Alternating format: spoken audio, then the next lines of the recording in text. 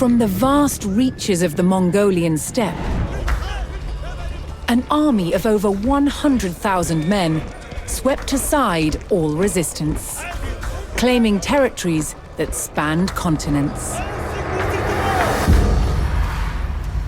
Their leader, Ghengis Khan, proclaimed his life's ambition was to unite the world under one empire. Having conquered the east, the Mongols turned their attention to the west, where they would come face to face with some of the greatest armies of medieval Europe. Would Ghengis Khan's legendary warriors finally meet their match?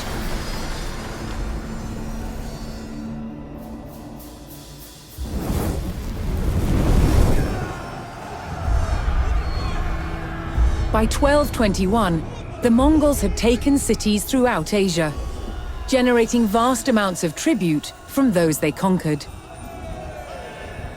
The West, however, was still an untapped resource. Ghengis Khan sent his trusted generals, Jebei and Subutai, to attack Europe. With an army of 20,000, Jebei and Subutai took the West by surprise, raiding cities and destroying armies. Within 2 years, they had the prosperous Rus territories in their sights. But in their way was a Rus army of over 40,000 men. Outnumbered, Jebei and Subutai turned and started to head back east. The Rus sensed an easy victory and set off in pursuit of their retreating enemies. For 8 days, the fast-moving Mongols stayed just out of reach. Then, Jebei and Subutai set their trap. They lured the Rus across the Kalka River and turned to fight.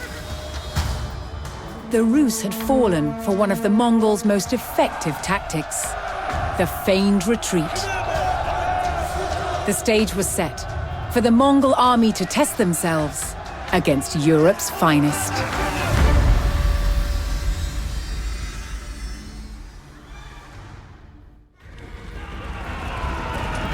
The Mongols charged across the European plains, with the fatigued Rus army in close pursuit. The Rus had fallen for the Mongol tactic of the feigned retreat, and unknowingly followed them into peril.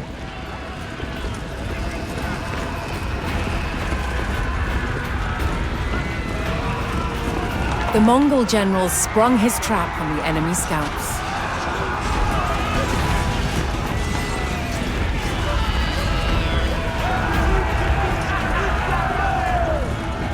With the Rus scouts cut down, General Subutai crossed the Kalka River.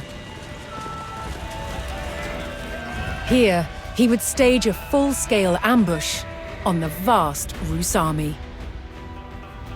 Subutai directed his warriors to split up and lie in wait for the enemy.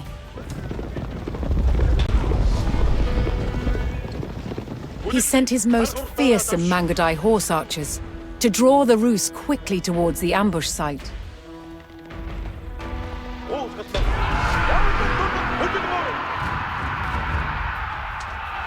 The Mongol provocation was effective, and the Rus hastily pursued. The Rus army had fallen for the feigned retreat and rode straight into the Mongol ambush. With the enemy surrounded, Subutai's battle-ready warriors descended from all sides. The Mongol ambush was devastating, and Rus numbers were reduced to a few desperate stragglers. Seeing the fate of their comrades, the last Rus encircled themselves in a makeshift fort of baggage carts.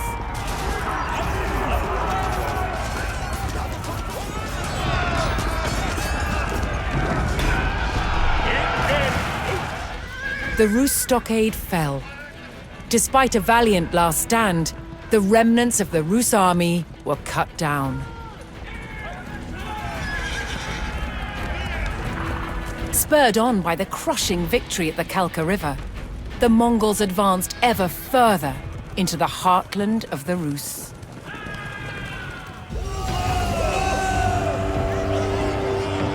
On the banks of the Kalka River, thousands of Rus were killed by the Mongols. The hunters had become the hunted. But in the years leading up to this Mongol raid in the west, Ghengis Khan had been focusing his attacks on the east and the Qin dynasty of northern China. Controlling wealthy lands and trade routes, Qin cities overflowed with riches. In 1210, the Qin's new ruler, seeing Ghengis Khan as a threat, demanded that he swear loyalty to him. Ghengis Khan refused. To the Qin, this defiance was a declaration of war. The Qin had a huge army, and their territory was protected by vast fortifications, known today as the Great Wall.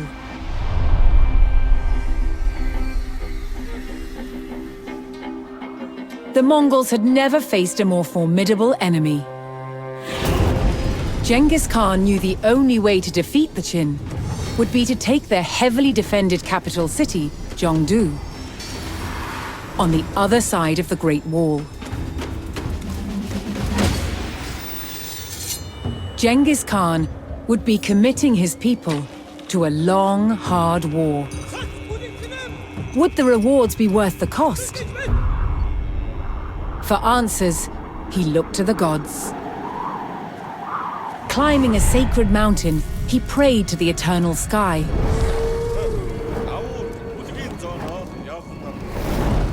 After 4 days, he received his answer.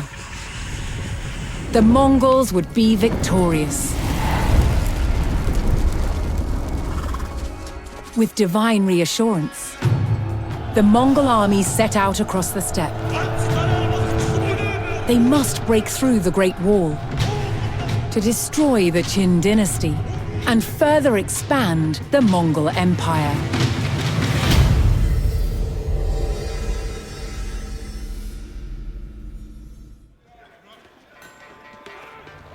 The Qin fortress of Shangjaku blocked Ghengis Khan's path to the Great Wall.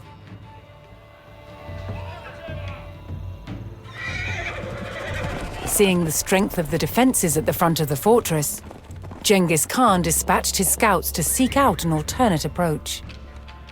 Mongol warfare relied heavily on the mobility of mounted scouts. They could travel at high speed, explore the terrain, and gather information on enemy weaknesses. The Khan's swift riders advanced up the steep mountain, discovering a hidden path above the Qin fortress.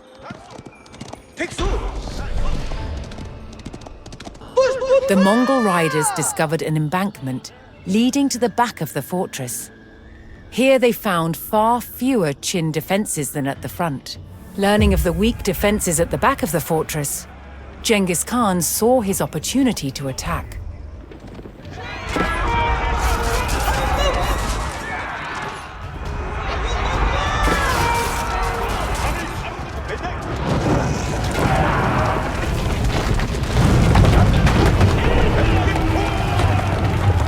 The Mongols sacked the fortress of Shangjaku, ensuring that they would not be attacked from behind as they advanced on the Great Wall. With the Qin fortress posing no further threat, Ghengis Khan called on his people to bring in their mobile camp. Next, the Mongols needed a base close to the Great Wall. They targeted the Qin village of Yangcheng.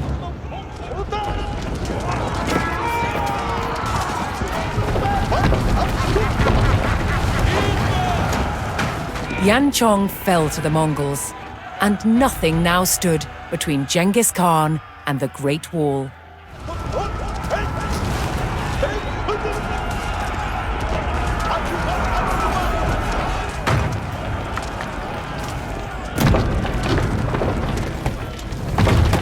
The warriors of the grassland stormed the Great Wall.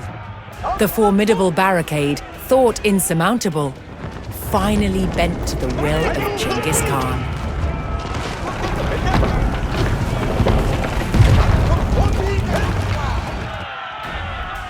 the great keep at Juyong Pass burned to the ground, giving the Mongols a secure route into the heart of Qin territory.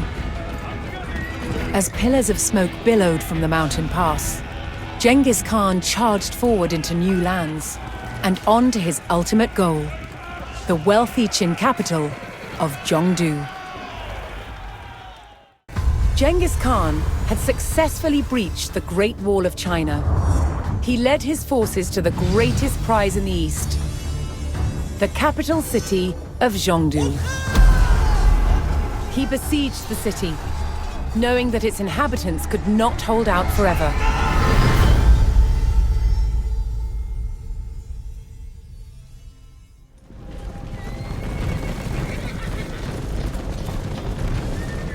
Bearing down on the gleaming capital of Zhongdu, Genghis Khan raised the Black Banner of War on his historic enemy, the Qin dynasty. To take the heavily garrisoned capital, the Mongols would have to starve its army by eliminating Chengdu's suppliers. But first, the Khan directed his warriors to raid Qin buildings and villages surrounding Chengdu.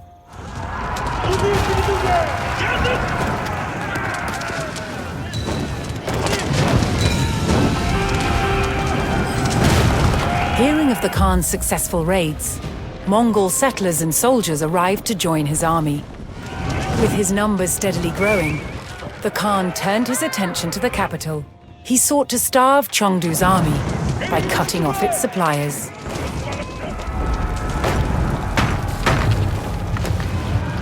The Mongols left the Shunyi market in ruins, ensuring the village could no longer send supplies to Chengdu. Without hesitation, the Khan's warriors put their torches to the market at Dasing, snuffing out weeks of Chengdu's supplies.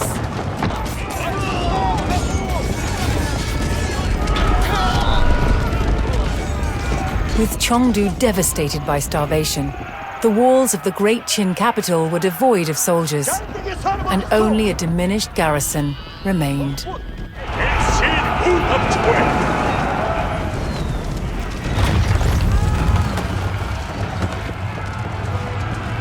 Genghis Khan unleashed the wrath of his Mongol warriors on the heart of the beleaguered city.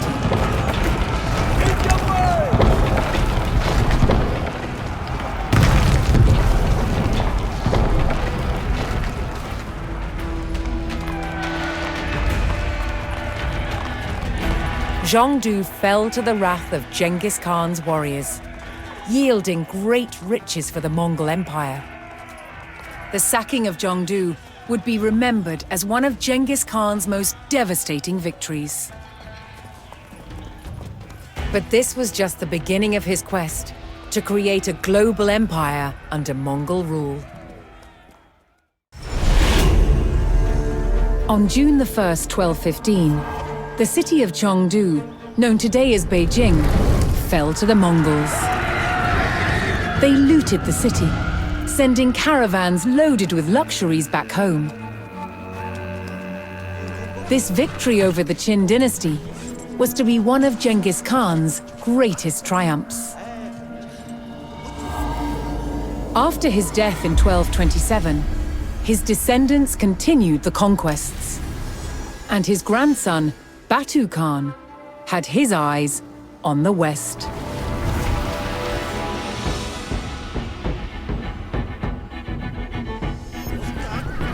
The Mongol raids of the 1220s had shown that the Rus lands held riches worth exploiting.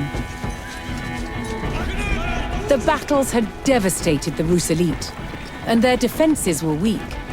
So Batu Khan organized an enormous invasion force, determined to turn the Rus lands into vassals of the Mongol Empire.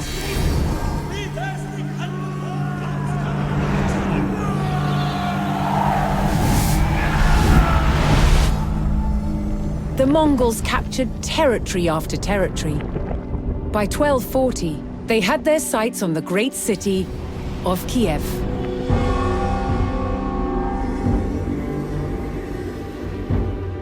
Kiev was a jewel among the Rus principalities, a center of scholarship, power, and wealth. Batu Khan's cousin Monka was put in command of the advance force, ready to attack. Chroniclers tell of Monka's admiration for the beauty of Kiev, so he was reluctant to destroy it. Monka sent his envoys to the city to demand its surrender. But Kiev's commander-in-charge refused and killed the Mongol envoys. Monka would not stand for such disrespect. His army rode to the city walls and prepared to attack. They would show Kiev no mercy.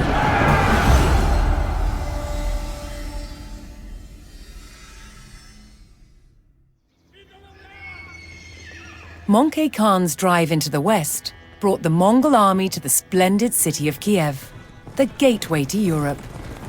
The Kievan commander had refused to surrender, leaving Mongol only one choice: to take the city by force.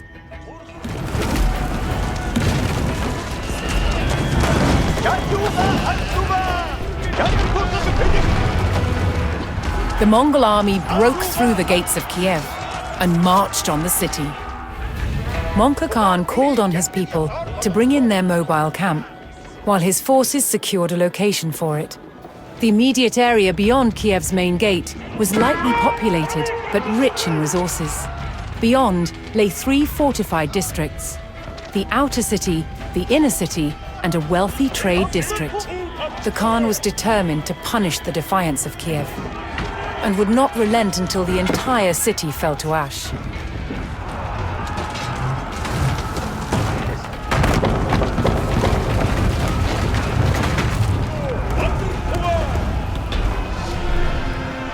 The unstoppable Mongol army leveled the trade district of Kiev, putting an end to any supplies they could send to the main city.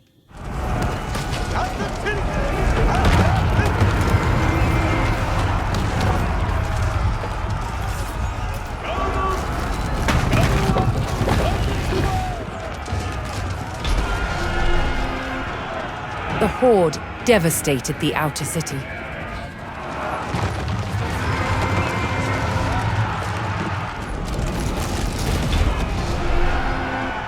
As the last buildings collapsed, the Mongol victory was complete. Kiev had fallen. Mongol Khan and his Mongol warriors ran freely through the ravaged city, cutting down any survivors and plundering its riches. With Kiev under Mongol control, the gateway to Europe was open, and the empire could continue its conquest into the west. With Kiev secure, the Mongols planned a coordinated drive deeper into Europe. They would divide the forces of Poland and Hungary by attacking both kingdoms simultaneously. At Liegnitz, the old armies of Europe would be tested against Mongol-style warfare.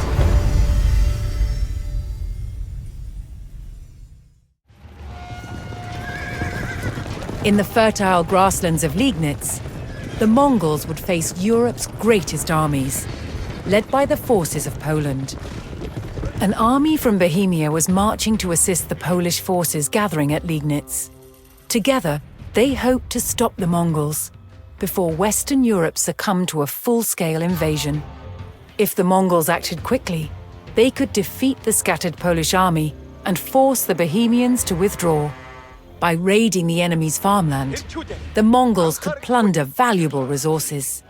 The Mongols had adopted gunpowder technology from their Chinese subjects, and now brought with them the mighty nest of bees. This explosive projectile weapon allowed them to target the enemy with a devastating barrage of rockets. As the farms smoldered and smoke billowed to the sky, the Mongols claimed the spoils from the wreckage.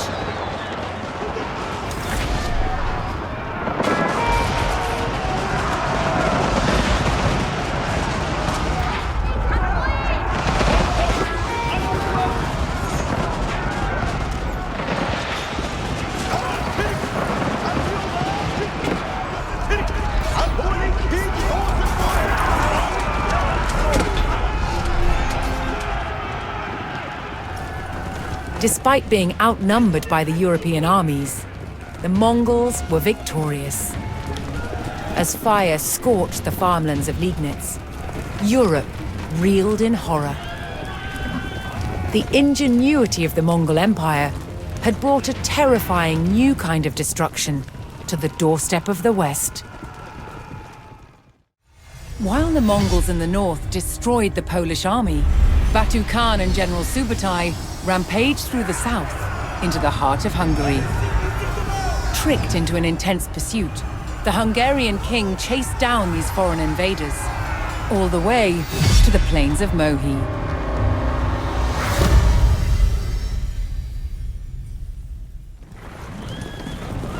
Batu Khan led his warriors across the plains, luring the Hungarian king to a battle site far from the safety of his city. As the Hungarians broke away to regroup across the Sayo River, the Mongols prepared to strike. General Subutai would soon arrive to join Batu, having escorted the Mongol camp to the battle site. While the Khan waited for his general, the Mongol vanguard would probe across the bridge to the north.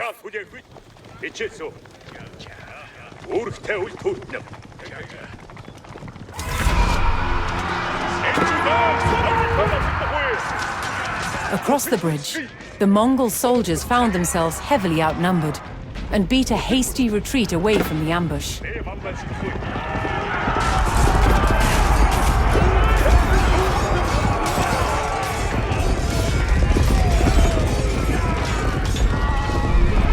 This was not the first time Batu had been outnumbered. Drawing on past victories, he began to stage a coordinated attack. Arriving at the battle site, General Subutai quickly assessed the situation.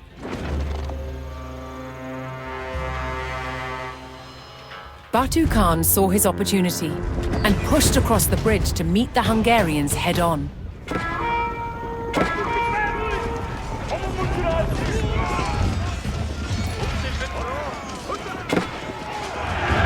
The Mongols took the bridge and held the open space, forcing the Hungarians into the trees and splitting them into several groups. Now the Mongols could drive the Hungarians back to their camp. One small space with nowhere to run.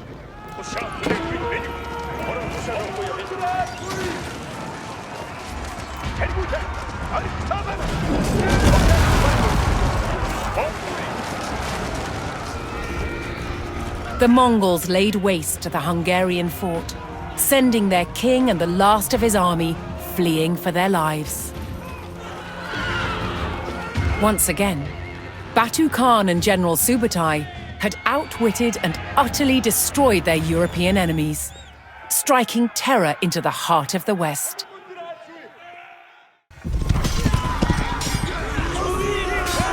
After a stunning victory over the Hungarian king at the Battle of Mohi, the Mongols seemed unstoppable. But a year later, the great Khan Ogadei died. The Mongols pulled out of Europe and returned home. Over the next 20 years, two more great Khans ascended to the throne. Their conquests continued to expand the empire in the east. Then in 1260, the grandson of Ghengis became the next great Khan. His name was Kublai Khan. He would rock the foundations of one of the medieval world's most advanced civilizations, China.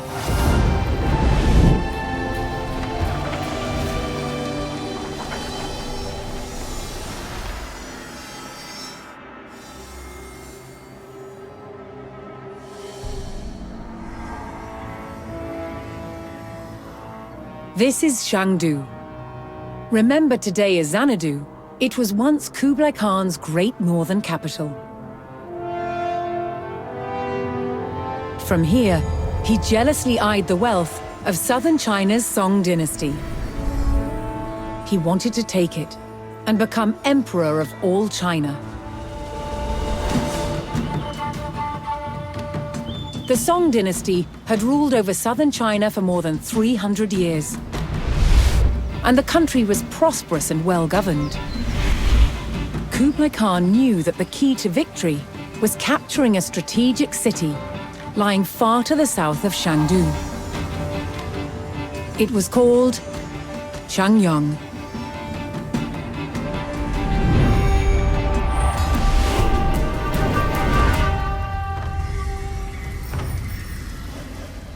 Xiangyang was the gateway to the south and the heart of the Song dynasty's power.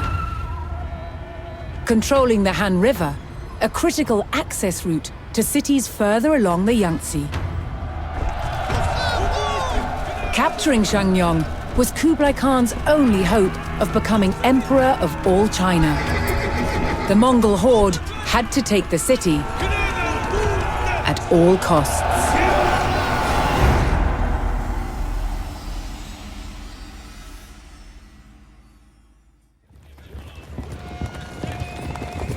Kublai Khan, not content with rule over his own lands, coveted the riches of the Song dynasty to the south.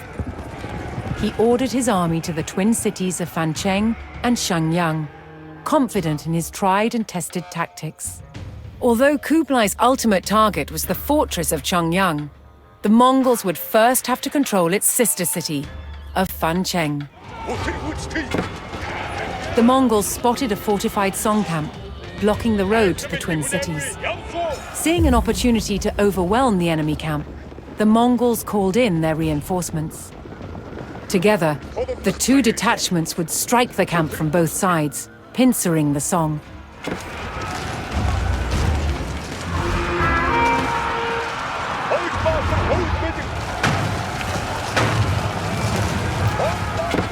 With the Song camp destroyed, the Mongols set in motion their plan to seize the twin cities. First, they would meet with an allied force at the gates of Fancheng. This assault force would attack the gates of Fancheng, while the Mongol vanguard would defend the siege weapons firing upon the cities. The Mongols met with the allied assault force at the gates of Fancheng. As the allied force charged the gates, the Mongol vanguard moved to defend the siege weapons from Song attacks.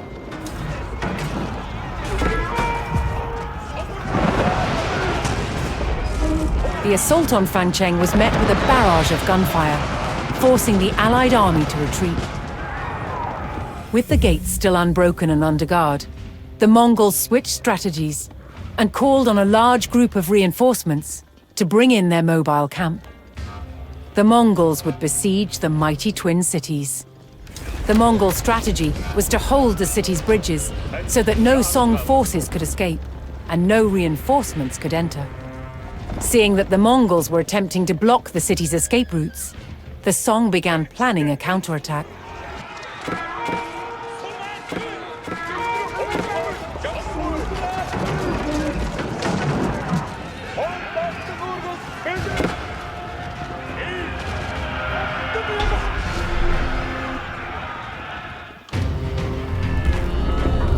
Desperate to stop an all-out Mongol assault on their walls, the Song destroyed the remaining bridges to the twin cities.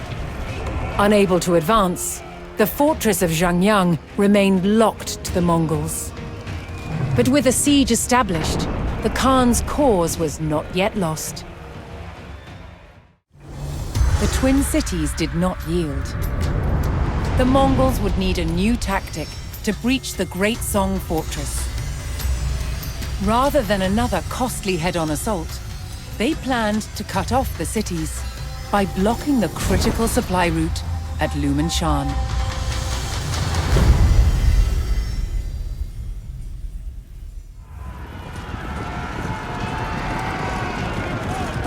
The Song defector, General Liu Zheng, advised Kublai Khan that the best strategy to take Xiangyang was to construct a blockade, completely cutting it off. Liu Zheng led the Mongol army to the trade route at Lumen Shan and set his plan in motion. The general's plan depended on recruiting local workers who could build defenses. The first step was to eliminate the Song garrison near the village of Lumen.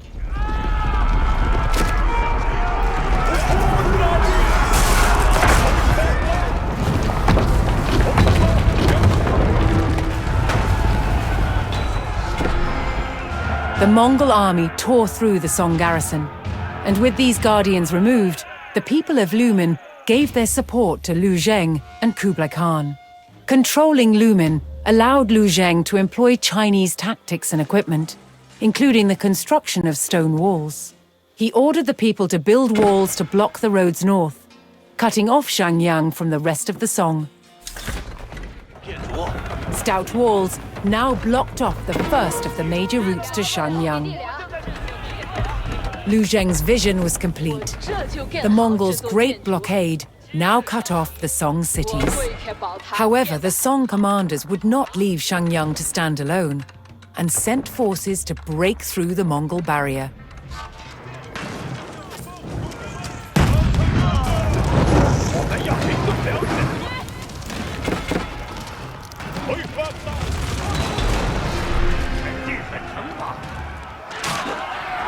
The Mongols maintained control of the Song trade route at Lumen Shan, cutting off Xiangyang from the south. Thanks to the insights of General Liu Zheng, Kublai Khan's plan to weaken the Great Song fortress was working. Crippled by the loss of their supply route, the twin cities of Xiangyang and Fangcheng were ready to fall. The Mongols' new long-range trebuchets would test the mighty walls of the Song fortress, and Kublai Khan would not stop the bombardment until he sat on the throne of all China.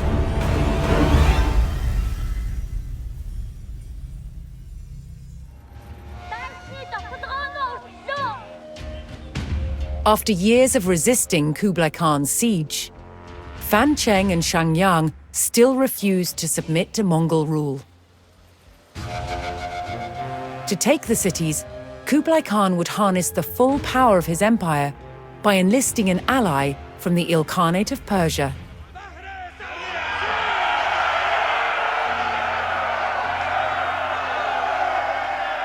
Ismail, a siege expert, would lead the Mongol army in the construction of the Hui Pao, an immensely powerful counterweight trebuchet.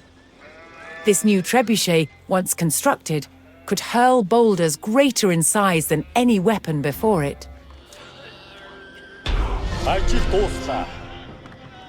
With the counterweight trebuchet constructed, the Mongols could mount their assault on the twin cities.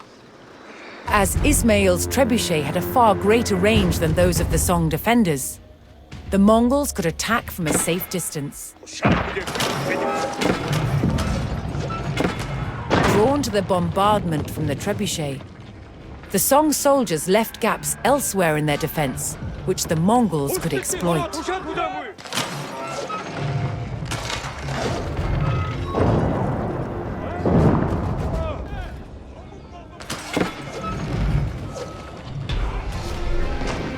With the bridge rebuilt, the doors to Fangcheng were wide open.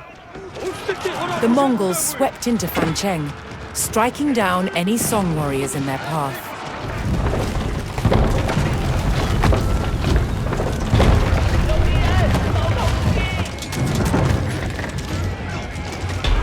After years of holding out against the Mongols, the first of the twin cities finally fell to Kublai Khan's army.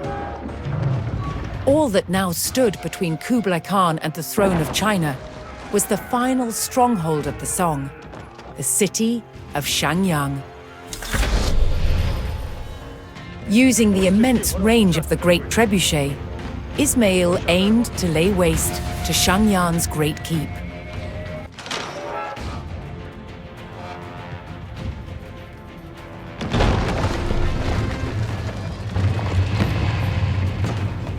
Ismail's counterweight trebuchet proved its might, shaking the earth and shattering the spirits of the Song. The great keep of Xiangyang had fallen. With Xiangyang's gate undefended, the Mongols could now repair the connecting bridge to the Song stronghold.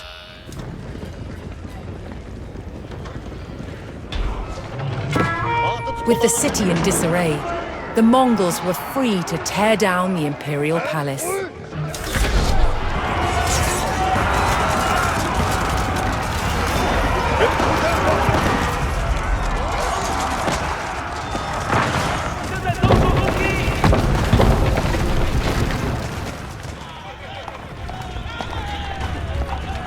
Xiangyang, the great bastion of the Song dynasty, had fallen.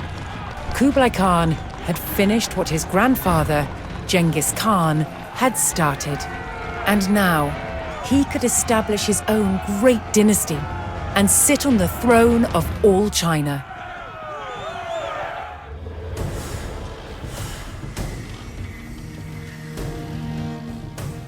The Mongol army smashed through Xiangyang's defenses and captured the city.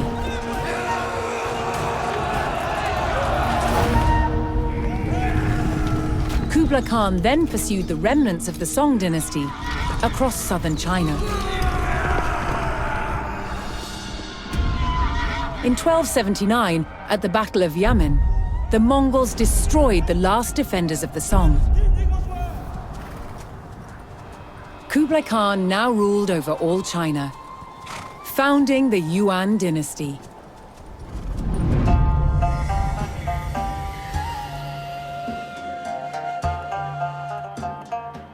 His royal court in Zhongdu welcomed scholars, traders, and religious leaders. The Mongols demonstrated civility and religious tolerance, but also brutality and violence, typifying the contradictions within the Mongol Empire.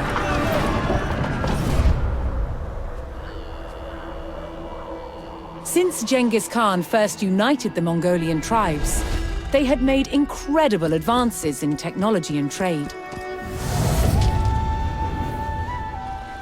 And they created indelible connections between East and West. At its height, almost 100 million people lived under Mongol rule, a quarter of the world's population. The Mongol Empire endured for less than 200 years, before fragmenting into smaller territories, but its legend continues to this day. Ghengis Khan's mission was to unite the world into one empire. Yet he always returned to the Mongolian steppe, where the endless grasslands lay beneath the eternal sky. And from where he created one of the largest empires the world has ever known.